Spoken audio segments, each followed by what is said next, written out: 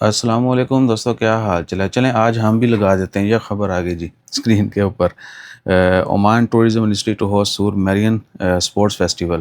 سور میں جو ہے میرین سپورٹس فیسٹیول ہو رہا ہے، اس کی ڈیٹس جو ہیں وہ 18 سے 28 اگست ہیں۔ آج 12 اگست 2024 اور سوموار کا دن ہے۔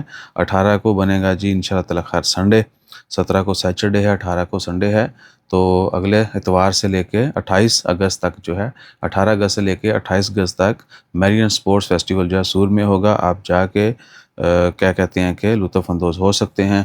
یہ ساری اس طرح کی ایکٹیویٹیز ہوں گی، اور بھی بہت کچھ ہے، تیراکی ہے، کشتی رانی، بڑی یعنی زبردست گیمز ہوتی ہیں۔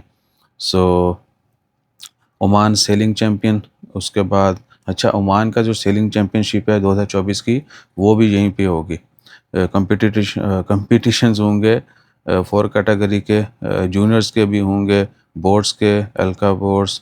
دی festival will include kite surfing ہوگی، اور اس کے بعد سوئمنگ ریسز ہوں گی، ٹریڈیشنل روئنگ بوٹ، وہ جو ہاتھ سے کشتیوں کے مقابلے ہوتے ہیں پورے گروپ، وہ بھی ہوں گے، جو ہم نے کیرلا میں بہت سارے دیکھے ہیں۔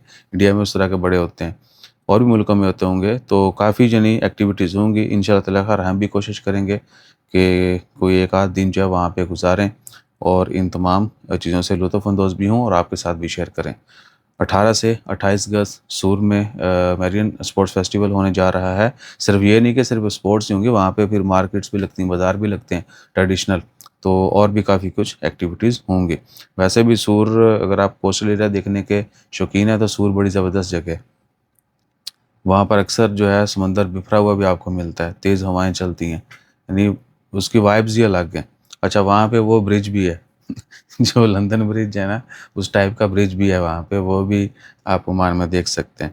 اور مسقط سے بہت زیادہ دور بھی نہیں ہے۔ سلالہ ایک طرف سلالہ میں، یعنی یہ خریف اینڈ پہ، ابھی اگست کے اینڈ پہ جو ہے خریف ختم ہونا شروع ہو جائے گا، اور باقی جگہوں پہ فیسٹیول جو ہیں پھر وہ شروع ہو رہے ہیں۔ تو اپنا خیال رکھیے، اگر کسی کا پلان ہو تو گروپ بنا کے چلتے ہیں، کچھ زیادہ انجوائے کریں گے، چٹ چیٹ بھی ہو جائے گی۔ جزاک اللہ، اللہ حافظ۔